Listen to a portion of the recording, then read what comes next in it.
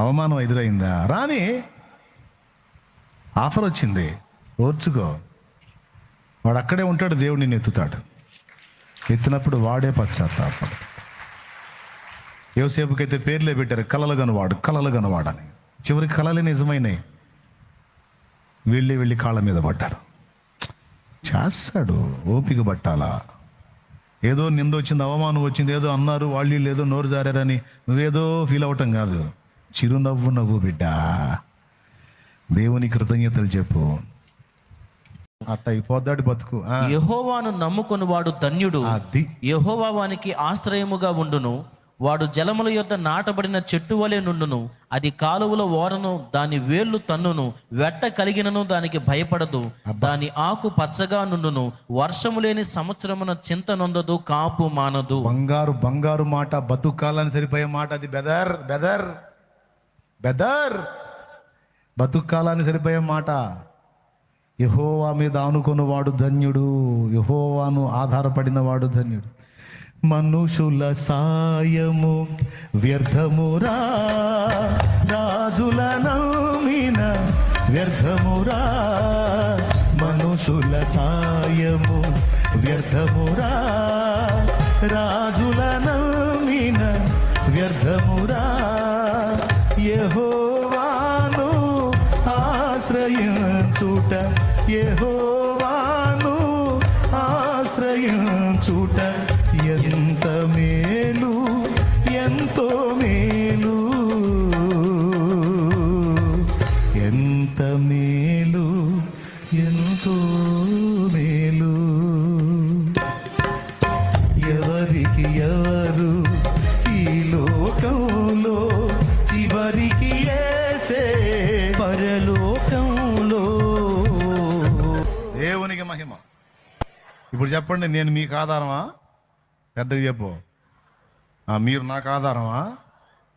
అది నేను కూడా మిమ్మల్ని ఆధారం చేసుకునిగా పొర్రపాటును కూడా నమ్మను నేను అస్సలు. ఏమో మీకు ఇంట్రెస్ట్ ఉంటే వెంబడిస్తారు. సీదర పుడితే ఎంతమంది లేరు పాస్టర్లు, ఆయనైనా అయింది.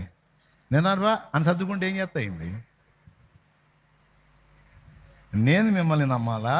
నేను నమ్మను. అసలు ఏ మనిషి కూడా స్థిరుడు కాదు. అంత చంచలం ఎవరు నాకు తెలియదు అయింది. ఓ అబ్బా, ఎంతమందిని చూడలే నేను. అందుకే నేను ఆధారపడనుగా. మనిషి సంఘం మీద డిపెండ్ గాను, ఇంటోళ్ళు బయటోళ్ళునో, ఒకడే నా ఆధారం, నా ప్రభువే. కాబట్టి పాయింట్ నెంబర్ 1లో మీకు ఏం వివరించాను? యేసుకు వీపు చూపి మనుషుల వైపు తిరగొద్దని చెప్పా. వాడు ఎంత మొనగాడైనా, ఎంత నమ్మదగినవాడైనా, ఎంత వాగ్దానాలు చేసినా బుస్సే. మాట ఇచ్చి నెరవేర్చే సీన్ ఎవడికి లేదు. ఒక్కడే ఉన్నాడు, మాట ఇచ్చి నెరవేర్చే దమ్మున్నాడు, నా ప్రభు.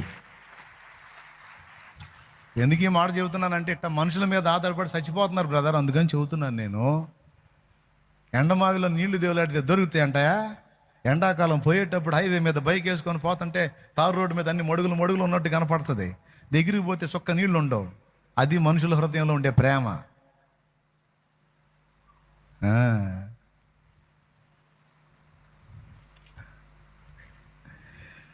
నిన్ను చూడక ఉండలేననే మాటలు విన్నావా? నీవు లేకపోతే బ్రతుకలేనని రాతలు చదివావా? ప్రేమంటేనే తెలియని మనుషుల గారడి చెల్లెమ్మ. ప్రేమ పేరుతో మోసపోతే అది ఆరడి బ్రతుకమ్మా. నీతి మాలిన మనుషుల ప్రేమలు నిజమనుకోకమ్మా. ఎండమావిలో ఎన్నడు దాహం తీరదే చెల్లెమ్మా, తీరదే చెల్లెమ్మా, తీరదు తమ్మయ్యా. తమ్మయ్యా, తమ్ముడు, అంతే. ఓకేనా? లేదు, ఆయనకి నేనంటే ప్రాణం. ఆ అమ్మాయికి నేనంటే పిచ్చిరా, నీ పిండం పెట్టిదిరా రే అనాలి అనిపించింది నాకు. ఎందుకు నేను అంటాను, నేను అనను. దేవునికి స్తోత్రం. అది ఎవడు బాబు జాగ్రత్త నాన్న అన్నాలు పిచ్చిది కానీ అన్నలే మీరే జాగ్రత్త పడండి. నా ధర్మం నేను చెబుతా, దేవుడే పలికిస్తున్నాడు చెబుతున్నా, అయినా వినకుండా నువ్వు బాగా డీప్లోకి వెళ్ళావు అనుకో,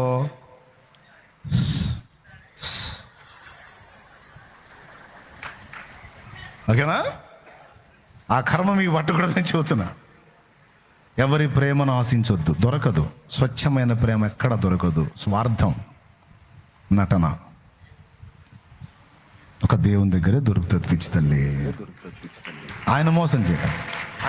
నీ కొరకే తన ప్రాణము పెట్టిన ప్రేమను చూడమ్మా, నిన్ను చూడక ఉండలేని ఆ ప్రేమే నిజమమ్మా.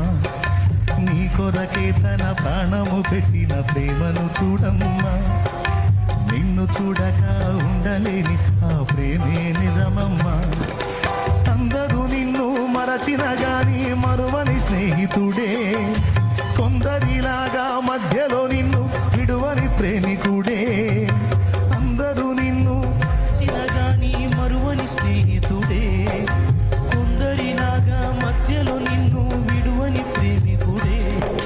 రక్తము పోసి ప్రేమ లేఖ నీకు రాసిన నీ ప్రియుడే, రక్షణనిచ్చి రాణిగా చేసి యేసురాజు ఘనుడే.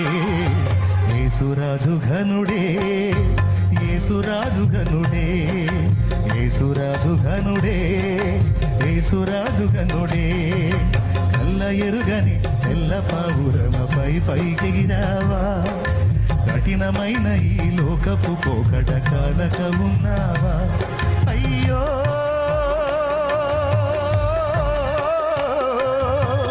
పావురమా, ఓ పావురమా. ఎవరికైనా దయ కలిగి నీకు ఇంత సాయం చేశారంటే ఆ దయ ఆయన పుట్టించింది. లేకపోతే చూస్తా ఒక మెతుకు కూడా నీ ముఖాన్ని రాల్చరు, అంతే. ఎవరన్నా నీకంత దయ చూపి సాయం చేశారంటే నా తండ్రి పుట్టించాడు నీ పట్ల దయ.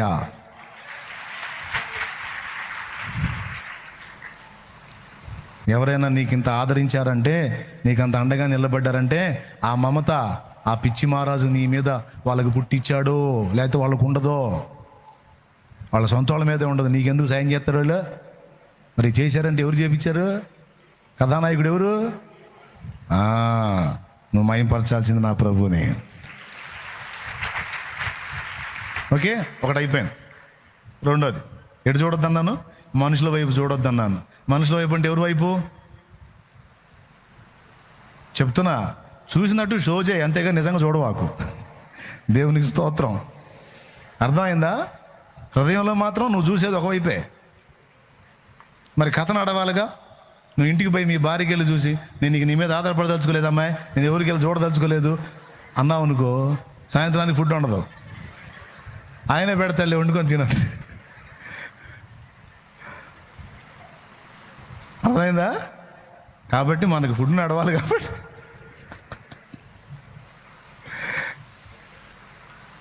నేను యథార్థం చెబుతున్నా. కథ నడవాలి కనుక షో చేయటమే. హృదయం అంతటితో ఆయన మీద అనుకో. ఒకటి. రెండోది, పరిస్థితుల వైపు చూడొద్దు. కొంతమంది వీపు దేవుడికి వెళ్ళి తిప్పి ముఖం పరిస్థితుల వైపు తిప్పుతారు. ఇశ్రాయేలీలు కానీ కనాన్ దేశాన్ని పోయి ఆజానుబాహులు చూసినట్టు.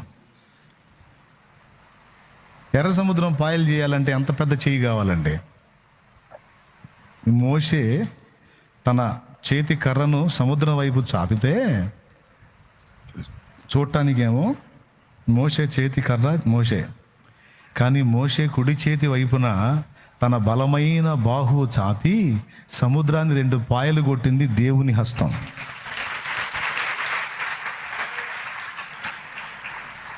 అంత పెద్ద బాహు అయింది. అలాంటి బలవంతుడైన దేవుణ్ణి ఎరిగి ఆయన కార్యాలు ఎన్నో అనుభవించి తీరా వాగ్దత్త దేశానికి చేరి అక్కడ ఉన్న అమోరీ జాతోళ్ళని చూసి అదిరిపోయారండి. వీళ్ళని ఏం చేయాలా? వాళ్ళంట నెఫిలీ జాతోళ్ళు చాలా పొడుగున్నారంట. వాళ్ళు ఎంత పొడుగున్నారంటే వాళ్ళ ముందు వీళ్ళు నిలబడితే వీళ్ళు మిడతల్లాగున్నారంట. వామ్మో, అంత పొడుగోళ్ళు కాపలా కాస్తున్నారు అక్కడికి తీసుకెళ్తున్నాడు దేవుడు మనల్ని. అసలు వాళ్ళ చేతుల్లో బతుకుతామా? నల్లుని నలిపినట్టు నలిపేస్తారు వాళ్ళు. ఒక్కొక్కటి ఎంత పొడుగున్నారు అనుకున్నాం అని 10 మంది చెప్పారు మోషేకి. ఇద్దరు ఏం చెప్పారు? నూను కుమారుడైన యెహోషువ, యెఫున్నె కుమారుడైన కాలేబు. వాళ్ళు ఎంత పొడుగుంటే మనకెందుకు? అయినా మనం వాళ్ళకెళ్ళి ఎందుకు చూడాలి? మనం చూడాల్సింది మన ప్రభువు వైపు. వాళ్ళు ఎంత ఎత్తరులైతే మాత్రం ఏందంటావు? నా దేవుడితో వాళ్ళు సాటి వస్తారా? దేవుడు ఎక్కడ, వాళ్ళు ఎక్కడ? సముద్రాన్ని పాయలు చేసిన వాడి చేతి కింద వాళ్ళెంత? ఆయన మన యందు ఆయన ఆనందించి ఆయన మనకు తోడై ఉన్నాడు, మనం వాళ్ళని ఓడిస్తాం అంటారు వీళ్ళు, ఈ ఇద్దరు. ఆ 10 మంది ఏమో ఏం ఓడిచ్చేది అంత పొడుగుంటే ఒక్కొక్కడు. అంటే ఇప్పటిదాకా దారి పొడుగున వచ్చిన పరిస్థితులన్నిట్లో వీళ్ళని కాపాడుకున్నట్టు నిద్రముఖం వ్యవహారం కాకపోతే ఇప్పుడు జీవిత ఆరంభం నుంచి ఇప్పటిదాకా ఎన్నో బాధలు పడి ఎన్నో ఇబ్బందుల్లో నుంచి బయటపడ్డావు. నీ తెలివితేటలతో నువ్వు బయటపడ్డావా? దేవుడి కృపతో నిన్ను బయట వేసాడా? ఒక్క మొక్క చెప్పు నాకు. నీ తెలివితేటలతో బయటకు వచ్చావా? దేవుడు బయట వేసాడా? జన్మనిచ్చింది ఎవరు? జీవితాన్ని ఇచ్చింది ఎవరు? ఎన్నో గండాలు వస్తే సావకుండా కాపాడింది ఎవరు? ఇన్నిసార్లు ఇన్ని ఆపదల్లో కాపాడినోడు ఇప్పుడు నువ్వు నీ ముందున్న సమస్యను డీల్ చేయలేడా? నీ నిద్రముఖం వ్యవహారం కాకపోతే అనిపించింది అనలే. దేవునికి స్తోత్రం. ఏమండి, నిద్రముఖం తెలివితేటలు కాకపోతే ఇన్ని డీల్ చేసుకొచ్చినోడు ఇప్పుడు నువ్వు ఎదుర్కొంటుందని డీల్ చేయలే అంటే నువ్వు ఎటు చూస్తావా? ఆయనకి వెళ్ళి చూస్తావా లేకపోతే వీటికి వెళ్ళి చూస్తావా? నువ్వు ఎటు చూస్తావా? వాళ్ళేం 10 మంది వాళ్ళకి వెళ్ళి చూశారు, ఇద్దరేం ప్రభుకి వెళ్ళి చూశారు. ప్రభుకి వెళ్ళి చూసిన ఇద్దరు అక్కడికి చేరారు. వాళ్ళకి వెళ్ళి చూసిన వాళ్ళు వాళ్ళని కలవక ముందే మధ్యలో రాలిపోయారు. ఇంతసేపు అదురుకున్నారుగా వాళ్ళు, అంత పొడుగోళ్ళు ఎంత పొడుగోళ్ళు అని వాళ్ళని కందిరీగలు పంపించి సాగుకొట్టాడు. ఆయన సామాన్యుడు కాదు. నువ్వు పెద్ద సమస్య, వామ్మో ఇది మామూలు సమస్య కాదు అన్నదాని లేదు. ఈగలను ఉపయోగించి తరుముతాడనమాట దాన్ని. కానీ ఏం చేద్దాం, పేరుకే విశ్వాసులు కానీ విశ్వాసం ఉండదో సావదో. కూర్చునేదన్నా చెప్పేదేమో హృదయంలో తీసుకోరు, పాడలేదు. భజన మాత్రం అందరూ కొడుతున్నారుగా, నేను కూడా కొడతాను తప్ప అది మాటలు హృదయంలో తీసుకోరు. ఏం లేదు, తీసుకోవాలిగా. నీ కొండలాంటి సమస్యను ఒక ఈగను ఉపయోగించి తొలగించగలడు నా దేవుడు. చేశాడు గ్రంథంలో. అమ్మో అంత ఎత్తర్లు వాళ్ళెక్కడ, మనం ఎక్కడ, చంపేస్తారు మనల్ని. వీళ్ళు ఎవరిని గురించి చదువుపోయారు, వాళ్ళ మీద కత్తి కూడా వాడకుండా కందిరీగల్ని పంపించి, పెద్ద కందిరీగల్ని పంపించి చంపేశాడు వాళ్ళని. చూడండి ఒక్కసారి. అదిగో అలా ఉన్నారు వాళ్ళు.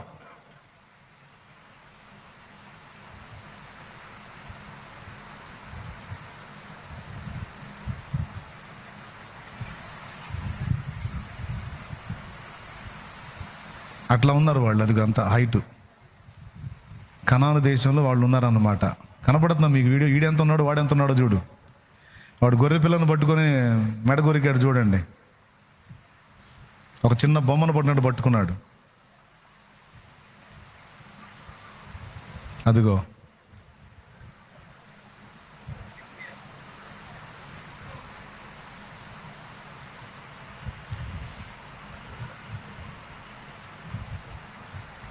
వాడాడా ఈడాడా. అందుకని అట్లాంటి వాళ్ళని చూసి అరువారు వీళ్ళు. నేను చెబుతుంది అదే. అదిగో వాస్తవంగా అట్లాంటి వాడిని చూసి అదిరిపోతారు కదా సహజంగా. దేవుడు అంటాడు వాడు ఇంకా అంత పొడుగున్నా నువ్వు అదిరిపోవద్దు. ఎందుకంటే ఆకాశ మహాకాశాలు పట్ట జాలని వాణ్ణి నేను.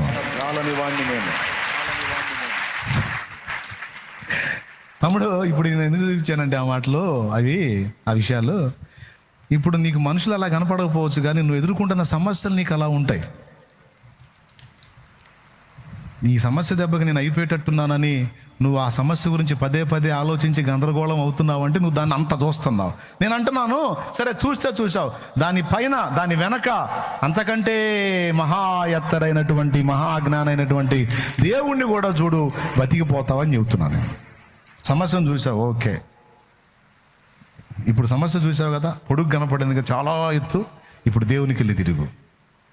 ఆయన ఎంత ఉన్నాడో చూడు. ఎంత ఉన్నాడు? ఆకాశ మహాకాశాలు పట్టగలవా ఆయన్ని?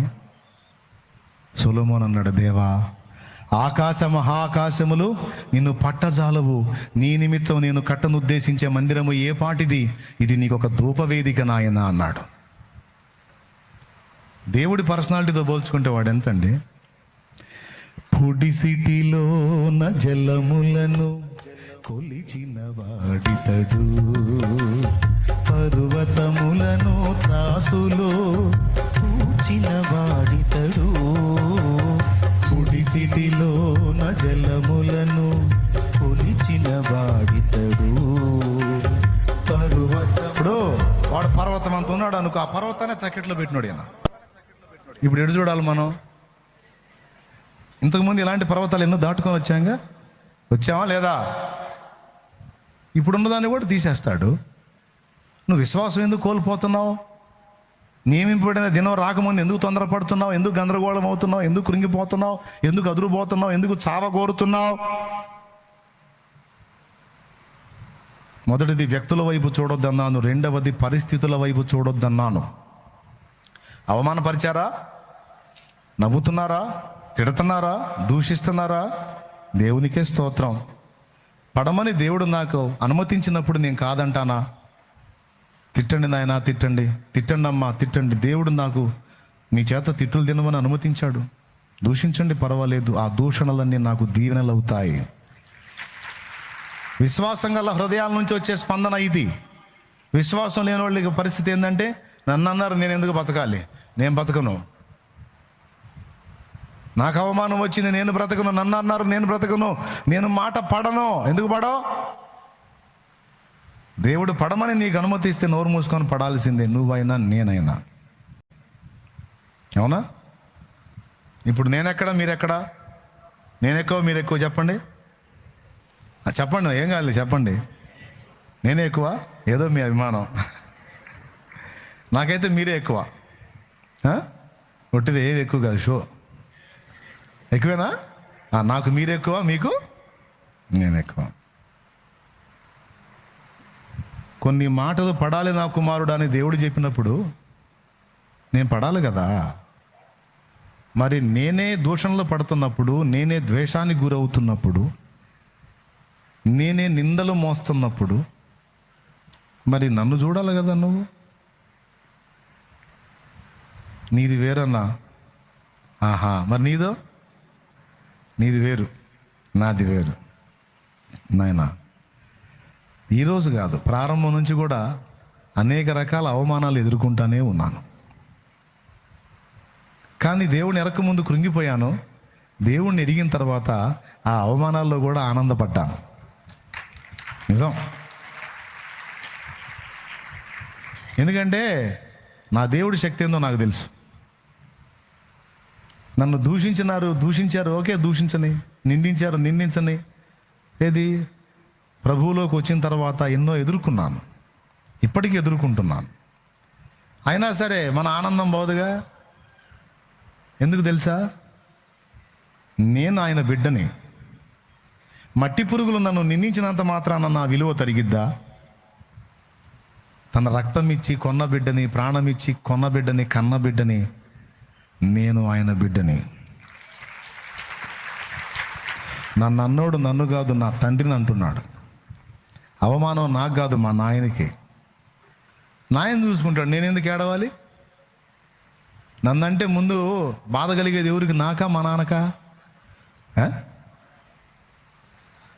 ముసలోడైనా సరే, మీ నాన్న మంచంలో కూర్చున్నోడైనా సరే, మీ నాన్న ముందు ఎవడన్నా నిన్ను వచ్చి ఒక తిట్టు తిడితే లేవలేనోడు కూడా ఆ కర్ర తీసుకొని, రే ఎవడు నువ్వు ఏం మాట్లాడుతున్నావు, లెగుతాడు లేవడా? అదిగో దేవునికి స్తోత్రం కలిగి. ఎంత ఇవ్వాలరా నీకు? ఓ నా పొలం అమ్మి నీ ముఖాన్ని పడేస్తా, ఫలానా రోజు రాపో అంటాడు. బిడ్డని మాట అంటే తట్టుకోలేడు తండ్రి. చేతగాని స్థితిలో ఉన్నా సరే, ఉన్నదాన్ని తెగనమ్మైనా సరే. వాడు మంచోడు కాదు, వాడికి మళ్ళీ పొలం మీద కడతానంటున్నావు ఏంటంటే, మరి వాడు నా కళ్ళ ముందు తిట్లు తింటుంటే నేను చూస్తా ఉండమంటావా? ఏమైంది? వాడిని తిడితే నీకేమైంది? మీకేం కాదు, మీరు బయట వాళ్ళు. వాడు నా కొడుకు, నేను కన్న బిడ్డ. వాడు మంచోడో చెడ్డోడో తర్వాత సంగతి, వాడిని అంటే నేను తట్టుకోలేను అని రోషపడేది ఎవరు? బతికుంటే. మీ నాన్న మంచంలో ఉన్నా కూడా రెచ్చిపోతాడు, చచ్చిపోతే చేయగలిగింది ఏం లేదు. అవునా? మరి ఇప్పుడు చెప్పండి, భూ సంబంధమైన నాన్న నీకు నిద్రించి ఉండొచ్చు. మీ నాన్న, మా నాన్న కూడా నిద్రించాడు. ఇప్పుడు నిద్రపోయినోడు ఏం రోషపడతాడు? కానీ రోషపడే అసలు నాన్న ఒకడు ఉన్నాడు. ఆయన ఎనీ టైం చూస్తానే ఉన్నాడు. ఆయన రోషపడాలి కదా, ఆయన నీ పక్షంగా కదలాలి కదా. కదలాలంటే 4 మాటలు పడాలి కదా. అది ఊరకనే ఫీల్ అయ్యి నువ్వు ఏదేదో ఆలోచనలు చేసి ఎట్ట బెదర్ ఆయన కదలాలంటే 4 మాటలు పడాలిగా. దావీదు పడ్డాడుగా, పడ్డప్పుడే మళ్ళీ సింహాసనం ఎక్కాడుగా. కాబట్టి అననీ బ్రదర్, సంద్రాలతో సరిపోలిస్తే చినుకు చిన్నదైనా, పచ్చనైన పైరుకు జీవం చిన్ని చినుకులేగా. సంద్రాలతో సరిపోలిస్తే చినుకు చిన్నదైనా, పచ్చనైన పైరుకు జీవం చిన్ని చినుకులేగా.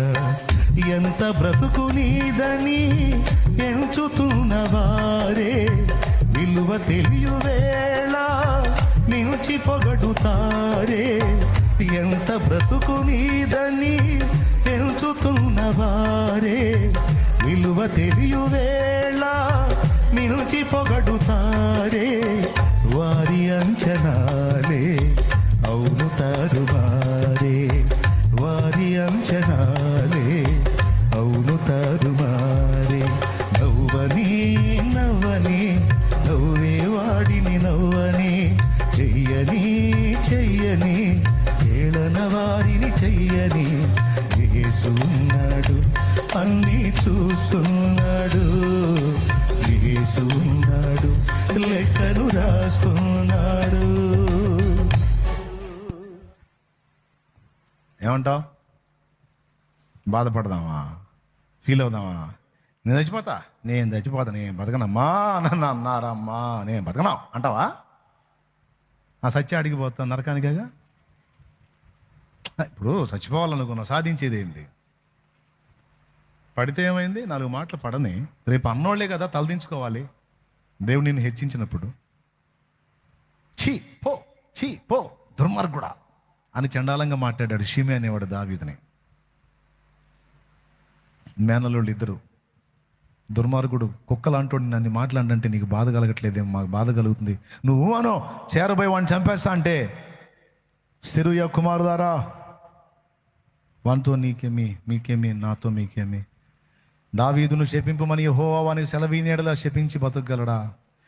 నా కడుపును పుట్టిన కన్నబిడ్డే నాకు శత్రువై నన్ను తరుముచున్న వేళ వీడు తిట్టే తిట్లు ఎంతరా? తిట్టని అనరా, అవమానపరచని అనరా. ఇది చూసన్నా నా దేవుడికి నా మీద జాలి కలిగిద్దేమో. అలా కలిగి మళ్ళీ నా పూర్వస్థితి నాకు ఇస్తాడు, వాడిని ఆపకండి రా అంటాడు. నువ్వు నేనేమో వాళ్ళ నోళ్ళు మూపిడ్డానికి ట్రై చేస్తాం. దావీదేమో వాళ్ళు తిట్టనేను రా అన్నాడు.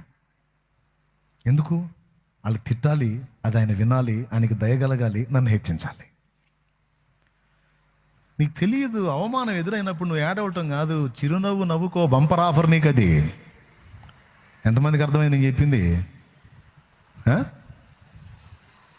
నిజమేనా? షో చేస్తున్నారా? ఇప్పుడు కూటమైనాక ఎవరన్నా ప్లేటు కొంచెం స్పీడ్కి ఇచ్చారనుకో, ఏందమ్మా ఏంది ఇట్ట అంటున్నావు, ఏంది చిన్నగా ఇలేవో. ప్లేటు స్పీడ్కి ఇచ్చినా సరే ఏమో ఆగదు, అవమానం ఫీల్ అయ్యిద్ది. ఇప్పుడే తేలిద్ది, ఇంకాసేపట్లో మీ సంబడం. హలో, ఇంకాసేపట్లో తేలిద్ది. ముఖం మీద మాట్లాడిన, ముఖం మీద ఉమ్మినా స్పందించలా యేసయ్యా. ఉమ్మువానికి నా ముఖమును, కొట్టువానికి నా వీపును మరుగు చేయలేదన్నాడు ఆయన. ముఖం మీద ఉమ్మినా స్పందించలను. పక్కన ఉమ్మ చూసుకున్నా సరే నువ్వు కలపడబోతావు వాడి మీద. లేదా ఇంటికి పోయి దిగులు వేసుకుంటాం, నన్ను చూసి వాడు ఊశాడు, నన్ను చూసి వాడు ఊశాడు. అవమానం ఎదురైందా? రాని ఆఫర్ వచ్చింది, ఓర్చుకో. వాడు అక్కడే ఉంటాడు, దేవుడు నిన్ను ఎత్తుతాడు. ఎత్తినప్పుడు వాడే పశ్చాత్తాపడు. యోసేపుకైతే పేర్లే పెట్టారు, కలలు కనవాడని. చివరికి కలలే నిజమైనాయి. వెళ్ళి కాళ్ళ మీద పడ్డారు. చేస్తాడు, ఓపిక పట్టాలా. ఏదో నింద వచ్చింది, అవమానం వచ్చింది, ఏదో అన్నారు వాళ్ళు, ఏదో నోరు జారారని నువ్వేదో ఫీల్ అవ్వటం కాదు. చిరునవ్వు నవ్వు బిడ్డ, దేవుని కృతజ్ఞతలు చెప్పు. నిజంగా అర్థమైందా? అవమానాలు ఎలా తీసుకుంటారు? ఆఫర్గా తీసుకోండి. అవమానాన్ని ఒక అద్భుతమైన ఆఫర్గా తీసుకోండి, మంచి బెనిఫిట్గా తీసుకోండి. నిజంగా జరగకపోతే అప్పుడు అంతేగా రియాక్ట్ అవ్వద్దు. స్తోత్రం ప్రభు అనుకో, కృతజ్ఞతలు చెప్పుకో, తర్వాత ఏం జరిగిద్దో చూడు. ఎందుకంటే ఇక్కడ ప్రత్యక్ష సాక్షి, ఇక్కడ దేవునికి స్తోత్రం. షాలేము రాజు అనేవాడు ప్రత్యక్ష సాక్షి. ఇక్కడ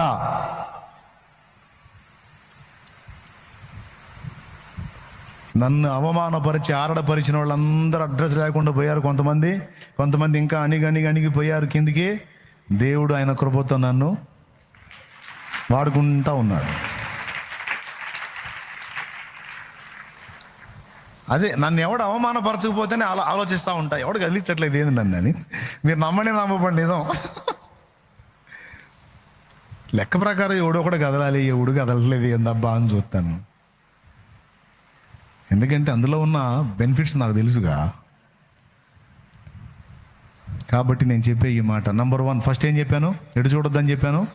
వ్యక్తుల వైపు. రెండవది పరిస్థితుల వైపు. అవమానానికి నేను దేవుడు అప్పగిస్తే దాన్ని ఆపేవాడు ఎవడు తమ్ముడు? దేవుడే అప్పగించాడు అనుకో, అనుభవించు.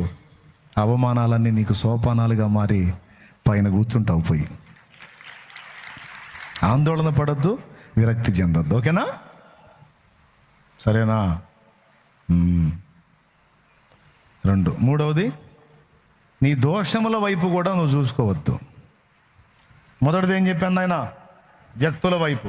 రెండవది పరిస్థితుల వైపు చూసిన వాళ్ళు పతనం అయిపోయారు. ప్రభు వైపు చూసిన వాళ్ళు వాగ్దాన దేశం చేరారు. సంఖ్యాకాండము 14 13 జస్ట్ రెఫరెన్స్ గుర్తు రాసుకో. వాళ్ళు అంత పొడుగున్నారు, ఇంత పొడుగున్నారు అంటే వాళ్ళ పొడుగు వెడల్పులతో నీకెందుకురా నాయన? నీ దేవుణ్ణి చూసుకోవా, చూసుకొని ముందుకెళ్ళు. ఆయనే వైనం చేస్తాడు మొత్తాన్ని. పరిస్థితుల వైపు చూడొద్దు. 2. మూడవది, పాపం వైపు కూడా చూడొద్దని చెప్తున్నాను నేను. ఏ వైపు చూడొద్దు? పాపం వైపు. నువ్వు దేవునికి వీపు చూపి నీ పాపం వైపు చూసావంటే అది భయంకరంగా చూపిస్తాడు సైతాన్ నీకు. నువ్వు ఇంత దోషివి, అంత దోషివి, నీ పాపానికి నిష్కృతి లేదు, నీ పాపానికి మిష లేదు, మితి లేదు, దేవుడు కూడా నిన్ను ఒప్పుకోడు, దేవుడు నిన్ను అసహించుకుంటున్నాడు, దేవుడు నిన్ను క్షమించడు, నువ్వు ఇట్టబోతావు అని వాడు యోధాని కానీ సావుకు రేపినట్టు రేపుతాడు నిన్ను.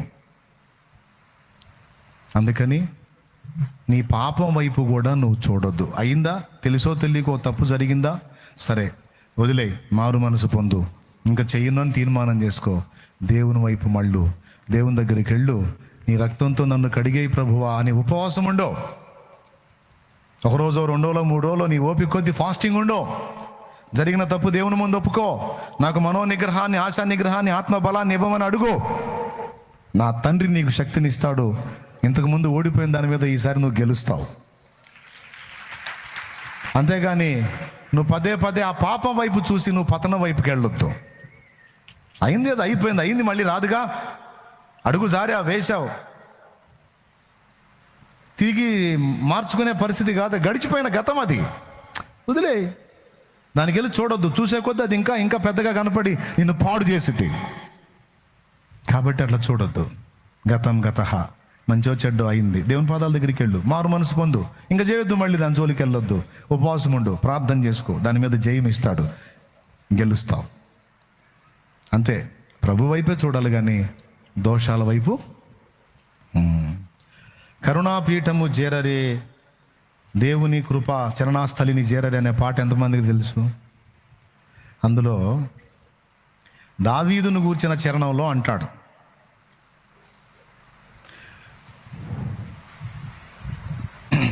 ఆ ఒక్క చరణం పాడతానా? శాప భయమున నేర్చుచు దావీదు తన పాప రూపము చూచుచు అన్నాడు. పాట. శాప భయమున నేర్చుచు దావీదు తన పాప రూపము చూచుచు తాపముతో పశ్చాత్తాపముతో ప్రభుని ప్రాపు గోరగనే క్షమాపణనొందిన కరుణాపీఠము చేరరే దేవుని కృప చరణాస్థలిని చేరరే. సైతాన్ గడు అయిపోయిన పాపాలు మళ్ళీ మళ్ళీ గుర్తు చేసి, నువ్వు మామూలు దానివా, మామూలుడివా, ఎంత పని చేసావు, అంత పని చేసావు, తవ్వకాలు చేస్తుంటాడు వాడు. నువ్వేం చేయాలా? ప్రోత్సహిస్తాను. ఎవడు నువ్వు? యేసు రక్తంతో నా ప్రభు గడిగేశాడు, నేను దాని జోలికి పోదలుచుకోలేదు, నా ప్రభు నన్ను క్షమించి నన్ను విడిచిపెట్టాడు, నువ్వెవడిరా?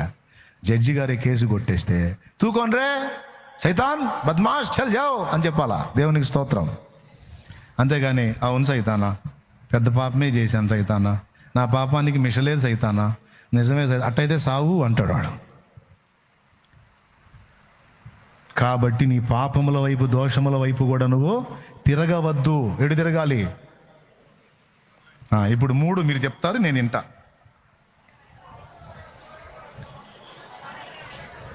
రిఫరెన్స్ ఇర్మియా గ్రంథము 17:5. రైట్. పరిస్థితుల వైపు, అవమానాలైనా, నిందలైనా, విమర్శలైనా, అప్పులైనా, ప్రతికూలతలైనా, జబ్బైనా సరే దాని వైపు చూడొద్దు. దాన్ని స్వస్థపరిచి నీకు ఆరోగ్యం ఇచ్చి నీవు క్రొవ్విన దూడవలే గంతులేసేటట్టు నిన్ను తిరిగి బాగు చేయగలిగిన యేసు వైపు చూడు. ఆ నీతి సూర్యుని వైపు చూడు. ఆయన రెక్కలు నీకు ఆరోగ్యము కలిగిస్తాయి. ఆయన రక్తము నిన్ను స్వస్థపరుస్తుంది, నీ దోషములు కడుగుతుంది. పరిస్థితుల వైపు చూడొద్దు.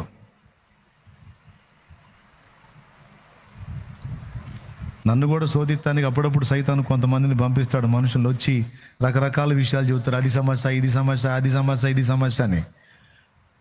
2-3 సార్లు చూసా, వాళ్ళని కట్ చేసే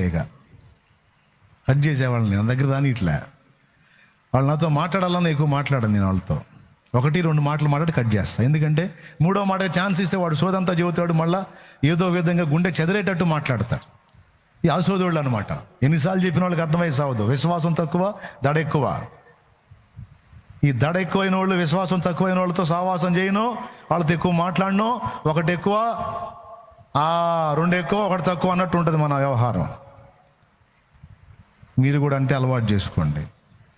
ఎందుకంటే మన విశ్వాసులం. మన ఎవరే?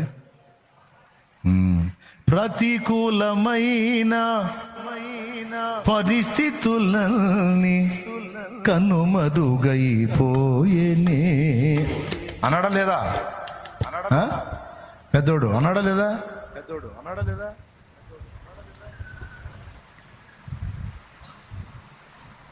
ఏ జబ్బైనా, ఏ రోగమైనా, ఏ బాధ అయినా, డాక్టర్లు ఎంత భయంకరంగా చెప్పినా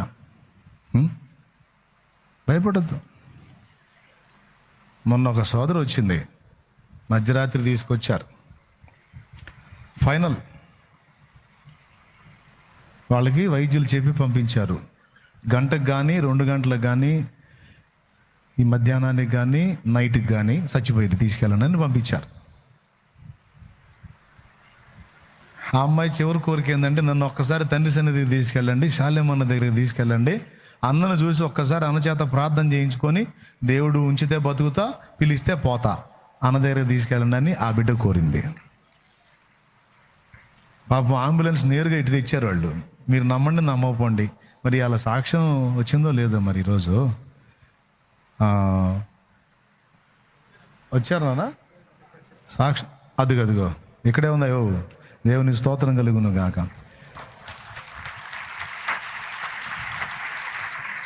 అది ఆ అమ్మాయి, ఆ వెనక అమ్మాయి అటు తిరిగి వందనాలు చెప్పారు. అందుకే ఆ అమ్మాయి బతికింది.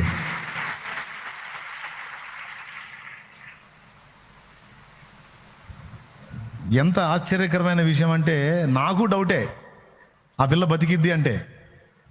అదిగో ఆ వీల్ చైర్ ఆ రోజు ప్రార్థన చేసినప్పుడు పుట్టు భలే తీశారు రా నాయన, దేవునికి స్తోత్రం. డెడ్లీ కండిషన్ అది, ఇంకా ఆ అమ్మాయి చివరి స్టేజ్ అది. ఎన్నో రోజులు గల కోటాలకు ముందు రోజు అనుకుంటా, కోటాలకు ముందు రోజు, అంతేనా? ముందు రోజు, అంతకు ముందు రోజు 18 నాన్న, 18 నైట్ కదా దేవునికి కోటాలు, అది ముందు రోజు 18వ తారీఖు నైట్ ఆ బిడ్డకి ప్రార్థన చేసింది. అదిగో ఇప్పుడు సజీవంగా ఆరోగ్యంగా వచ్చి మన మధ్యలో నిలబడి సాక్షిగా ఉంది. మరేదో ఆ మరణకరమైన జబ్బేది ఆ అమ్మాయిని కాజేయలేదు కదా. ఆ అమ్మాయి ఒక్కటే తన చుట్టూ ఉన్న వాళ్ళతో చెప్పింది, నా ప్రభు నాకు అవకాశం ఇస్తాడు అన్న ప్రార్థన నా దేవుడు వింటాడు, నాకేం కాదన్నా, నా మాట నమ్మండి అన్నా, మీరు కూడా నమ్ముకోండి అన్నా అని ఆ అమ్మాయి ఆ పొజిషన్లో ఉండి తన కుటుంబ సభ్యులకి, రక్షణ లేని వాళ్ళకి రక్షణ పొందమని చెబుతుంది, చెప్పింది. అదిగో సజీవరాలి ఇప్పుడు సాక్షిగా నిలబడింది. ఇప్పుడు చెప్పండి, మరి మరణకరమైన జబ్బేది? లివర్ ఫెయిల్ అన్నారు, కిడ్నీలు ఫెయిల్ అన్నారు, గుండె సమస్య 24 చెప్పారు. ఎన్ని రోజులైనా కూటాలు అయిపోయి 2వ వారం ఇది. మళ్ళీ 10-15 రోజుల కల్లా నార్మల్ పొజిషన్ తెచ్చాడు దేవుడు. ఎన్ని రోజులు కావాలి? ఒక్క మాట చెబితే చాలదా నా తండ్రి? ఉంటుందా అంటే నీ అడ్రస్ రోగం? నేనేమన్నా కల్పించి చెప్పానా? నా దేవుడు నమ్మకస్తుడయా, నా దేవుడు నమ్మదగిన వాడు. ఇప్పుడు చెప్పండి, ఎడు చూసింది ఆ పిల్ల? నా తండ్రికి వెళ్ళి చూసింది ఆ బిడ్డ. నాకు భయం లేదన్నా, నా తండ్రి నన్ను కాపాడతాడని. ఆ స్థితిలో కూడా నువ్వు ప్రార్థన చేసేయాలేమన్నా, నాకు తగ్గిద్ది, నువ్వు చెయ్యి, నా తండ్రి స్వస్థపరుస్తాడు, నాకు భయం లేదన్నా.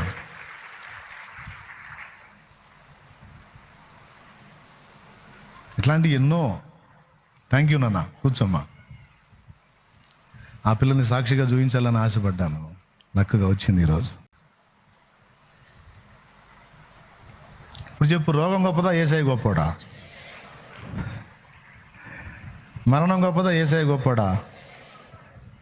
మరణపు కోటలో మరణమే సమస్యను, మరణమే సమస్యను, ధరణిలో జీవిత భయములు తీరెను, భయములు తీరెను. మరణపు కోటలో మరణమే సమస్యను, మరణమే సమస్యను, ధరణిలో జీవిత భయములు తీరెను, భయములు తీరెను. మరణములో సహజయములు నావే, మరణములో సహజయములు నావే, మరణములో సహజయములు నావే, మరణములో సహజయములు నావే. జయమని పాడెదను, నా విజయము పాడెదను. జయ హే జయ హే జయ హే జయ హే జయ జయ దేవసుత, జయ జయ విజయ సుత, జయ జయ దేవసుత, జయ జయ విజయ సుత. నా తండ్రికే మహిమ. ఆ రోజు 18 నైట్ కూటమైంది కదా. అయిన తర్వాత ఇంటికి వచ్చి 1 గంట 1:30 అప్పుడు చేసి ఆ పిల్ల కోసం ప్రార్థన. అప్పుడు టైం అంత అయింది.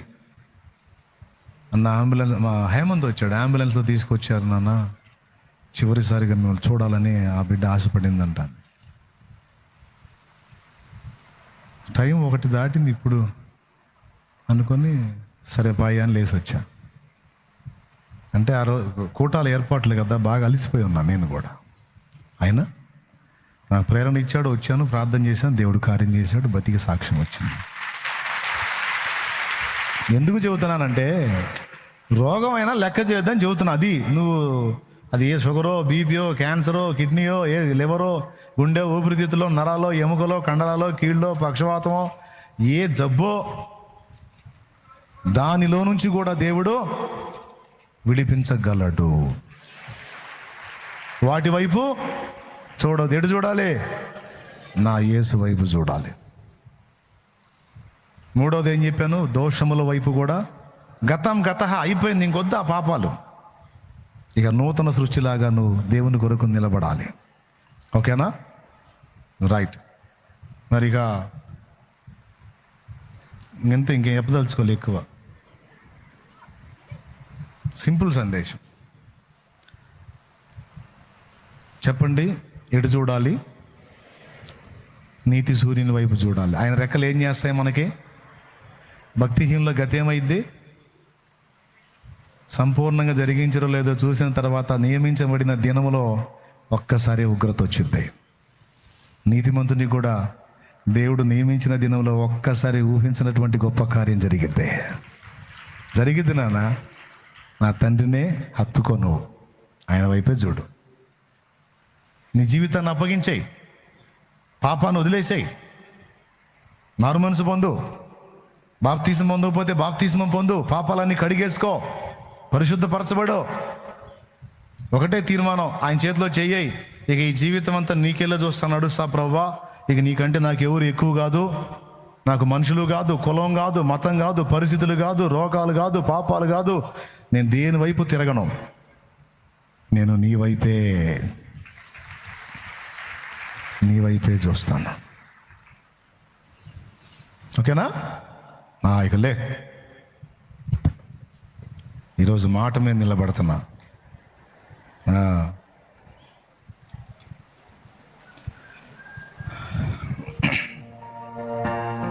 దోషములను గురించిన వచనం యోహాను రాసిన మొదటి పత్రిక 1వ అధ్యాయము 8-9 వచనాలు.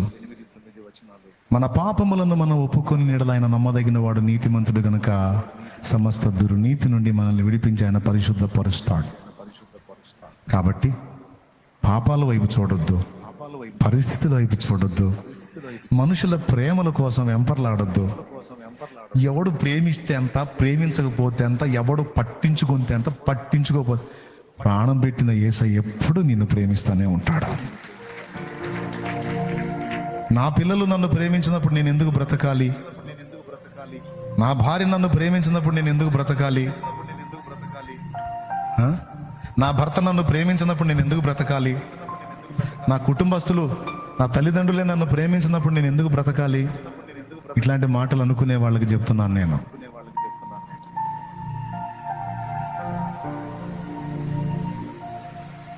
మానవుడు సంఘజీవి. ఎవరో ఒకళ్ళు గుర్తించి ప్రేమించే వాళ్ళు ఉండాలని కోరుకోవటం న్యాయమే. కానీ నేనేమంటున్నానంటే, ఒకవేళ నీ ఆశ తీరకపోవచ్చు, వీళ్ళు నన్ను ప్రేమిస్తారు, ఆదరిస్తారు అనుకున్న వాళ్ళ దగ్గర నీకు అది దొరకకపోవచ్చు. అంత మాత్రాన నీకు నిరీక్షణ లేకుండా పోలేదు. నేను ఎలాగైతే మనుషుల్లో వెతుక్కోకుండా దేవుళ్ళలోనే ఆ ప్రేమను వెతుక్కున్నానో, నీకు కూడా అదే నేర్పుతున్నాను. నేను ఒకటి నిర్ణయించుకున్నానమ్మా, చివరిగా చెప్తున్నాను. నేను కూటాల్లో ఒకరోజు ఒక మెసేజ్ చెప్పాను.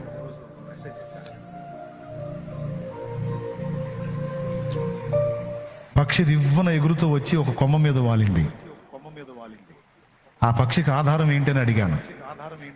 అప్పుడు మీరేం చెప్పారు? కొమ్మ ఆధారం అన్నారు. కొమ్మ మీద వాలింది, కొమ్మే ఆధారం అయింది దానికి అన్నారు మీరు. కానీ నేనేమన్నాను? కొమ్మ కాదు, రెక్కలు అన్నాను. కొమ్మ ఉంది కాబట్టి అట్లా ఉంది, కానీ దాని మీద కొమ్మ పెళ్ళుని విరిగితే చెట్టుకున్న రెక్కలు సాచి ఎగరగలిగితే తను కాపాడుకుంటుంది.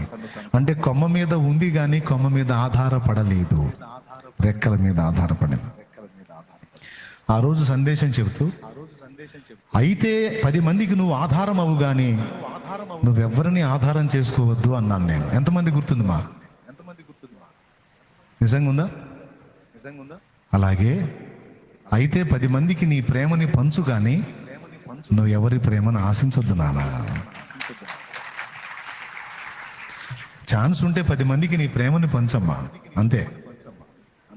నువ్వు ఎవరి ప్రేమను ఆధారం చేసుకోవద్దు, ఎవరి ప్రేమ కోసం పరితపించొద్దు. ఒరిజినల్ లవ్ నీకు దొరకదు.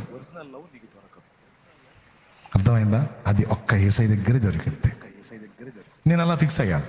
నేను ఎవరిని ఆధారం చేసుకోవద్దు, నా దేవుణ్ణి దేవుడు నాకు ఇచ్చినటువంటి రెక్కల్ని నేను ఆధారం చేసుకోవాలి అనుకున్నా.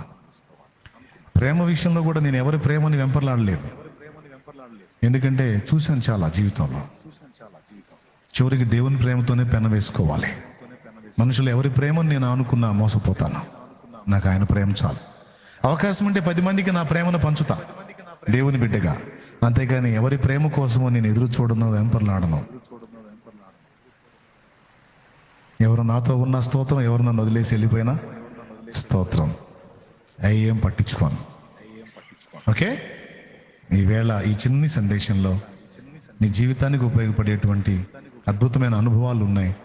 హృదయంలో పెట్టుకొని బ్రతకండి దేవుని కోసం, బ్రతకండి ప్రభు ప్రేమను లోకానికి పరిచయం చేయటం కోసం, బ్రతకండి దేవుని రాజ్య సువార్త వ్యాపింపజేయటం కోసం, బ్రతకండి దేవుని చిత్తం నెరవేర్చడం కోసం, బ్రతకండి 10 మందికి దేవుని ప్రేమని పరిచయం చేయటం కోసం. ఓకేనా? రైట్. ప్రేమగల తండ్రి, పరిశుద్ధ ప్రభువా, ఈరోజు మా బిడ్డలందరినీ దర్శించి చక్కగా మీరు అందించినటువంటి మాటలన్నిటి కొరకు వందనాలు. మా బిడ్డల హృదయాల్లో ఈ మాటలు శిలాక్షరాలై ముద్రితం కావాలి. ఏ గుండె కూడా నాయనా నీ వైపే చూడాలి కానీ ఏ గుండె కూడా మనుషుల వైపు కానీ పరిస్థితుల వైపు కానీ పాపం వైపు కానీ చూడకుండా కాపాడు. కొమ్మను ఆధారం చేసుకున్న పక్షి కొమ్మ మీద ఉంటదే కానీ కొమ్మ విరిగితే కింద పడిపోదు, రెక్కల ఆధారం చేసుకుని ఎగురుతుంది. అలాగే లోకంలో మనుషుల మీద కొమ్మ మీద అనుకున్న పక్షిలాగా జస్ట్ అట్లా ఆధారపడ్డట్టు కనబడటమే కానీ మా ఆధారం, మా రెక్కలు, మా సమస్తం నీవే ప్రభు. నీ మీదే మేము ఆధారపడినట్లు మమ్మల్ని బలపరిచినందుకు వందనాలు. నిజమే ప్రభు, సిగ్గుపడుతున్నాను. ఈరోజు నాతోనే మాట్లాడావు. మనుషులను ఆధారం చేసుకొని వాళ్ళ వైపు చూసి భయపడ్డాను, దిగులు పడ్డాను, కృంగిపోయాను, ప్రేమ దక్కలేదని చచ్చిపోదామని కూడా అనుకున్నాను. కానీ అదంతా వట్టి మాయా, మోసం అని తెలిసి నిజం నీ దగ్గర ఉందని ఎరిగి నీ వైపే తిరుగుతున్నాను. ఈ జీవితం అంతా నీకెళ్ళే చూస్తాను. అవకాశం ఉంటే 10 మందికి ఆధారం అవుతాను, 10 మందికి ప్రేమ పంచుతాను. ప్రతికూలతల్లో ఉన్న 10 మందికి ఆధారం అవుతాను, ఆశ్రయం అవుతాను. పాపాల్లో చిక్కుకున్న వారిని అవసరమైతే నీ ప్రేమను ప్రకటించి విడిపిస్తాను. నా తండ్రి, నన్ను అలా బలపరచు.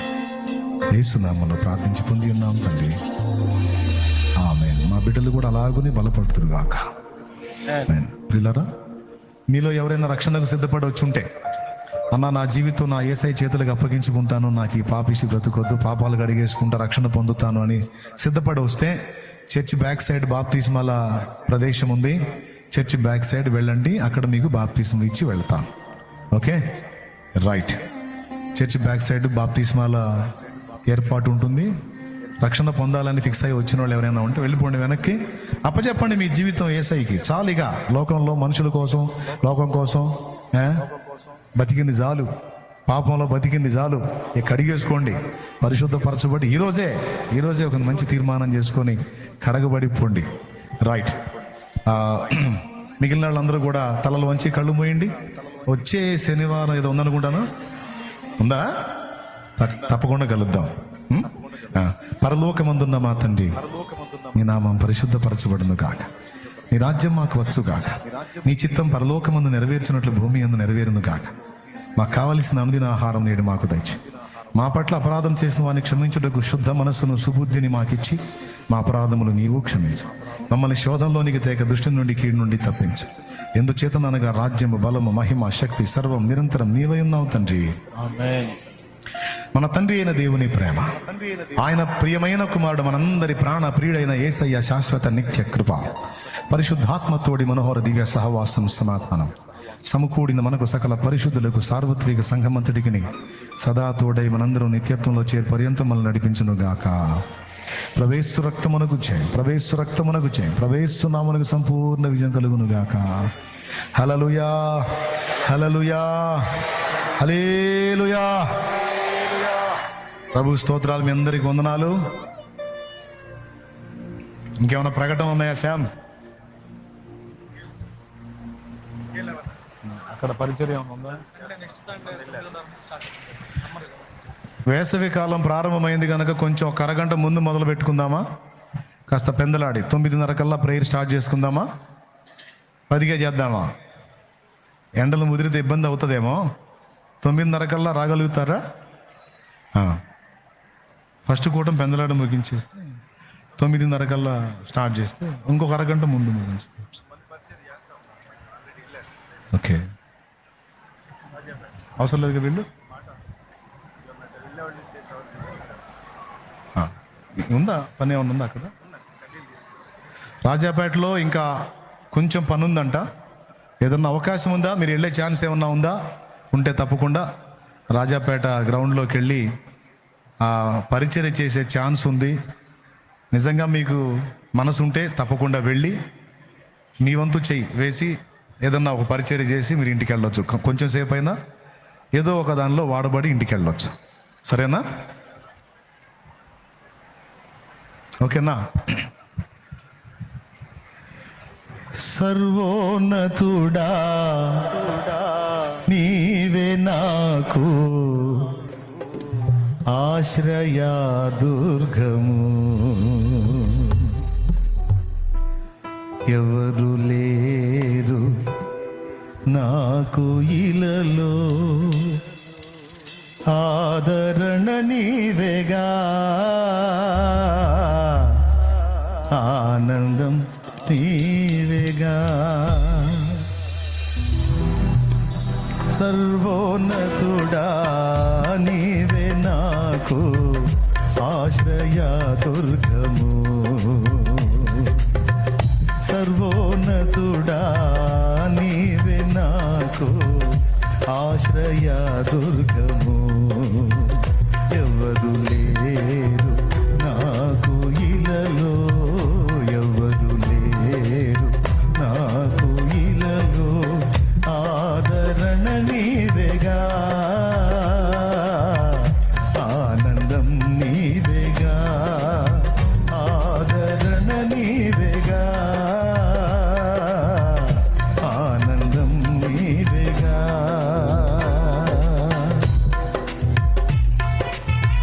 బాప్తిస్మానికి సిద్ధపడిన వారు మందిరం వెనకమాల బాప్తిస్మాల ట్యాంక్ ఉంది. మీ జీవితాన్ని ప్రభు చేతికి అప్పగించండి. రక్షణ పొందడానికి తీర్మానం చేసిన వారు వెంటనే మందిరం వెనకమాలకు రండి. మీ కొరకు నీళ్లు సిద్ధంగా ఉన్నాయి, దైవజనులు సిద్ధంగా ఉన్నారు. శాలేమన్న మీకు బాప్తిస్మం ఇచ్చి వెళతారు కాబట్టి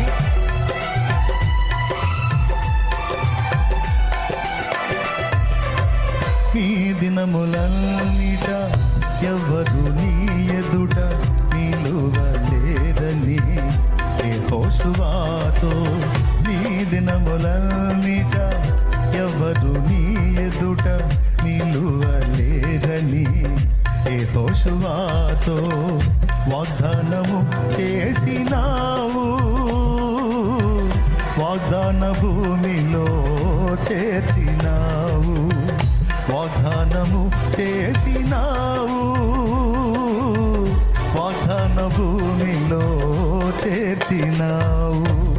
సర్వోన్నతుడా నీవే నాకు ఆశ్రయ దుర్గము, ఎవరు లేరు నాకు ఇలలో, ఎవరు లేరు నాకు ఇలలో, ఆదరణ నీవేగా, ఆనందం నీవేగా, ఆదరణ నీవేగా, ఆనందం నీవేగా.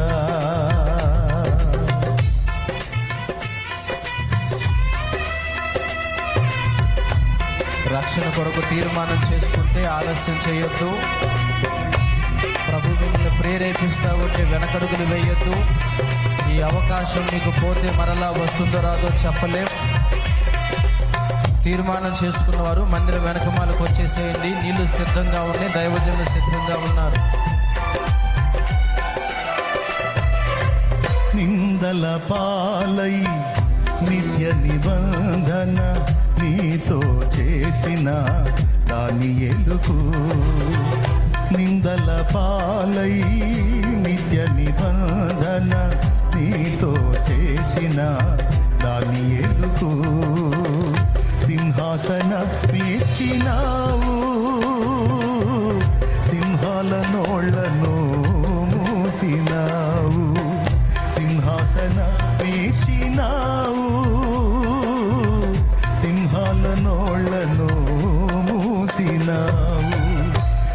సర్వోన్నతుడా నీవే నాకు ఆశ్రయ దుర్గము. ఎవరు లేరు నాకు ఇలలో, ఎవరు లేరు నాకు ఇలలో. ఆదరణ నీవేగా, ఆనందం నీవేగా, ఆదరణ నీవేగా, ఆనందం నీవేగా.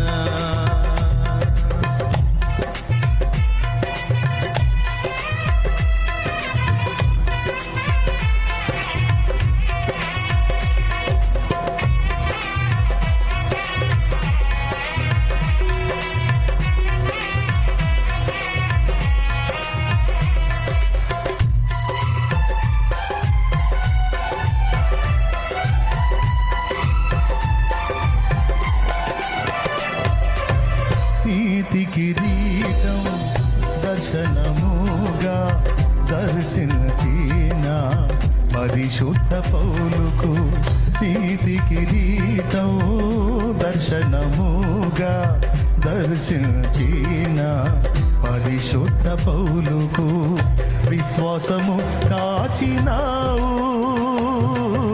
జయ జీవితము నీచినావు. విశ్వాసము కాచినావు, జయ జీవితము ఇచ్చినావు. సర్వోన్నతుడా నీవే నాకు ఆశ్రయ దుర్గము. సర్వోన్నతుడా నీవే నాకు ఆశ్రయ దుర్గము. ఎవరు లేరు నాకు ఇలలో, ఎవరు లేరు నా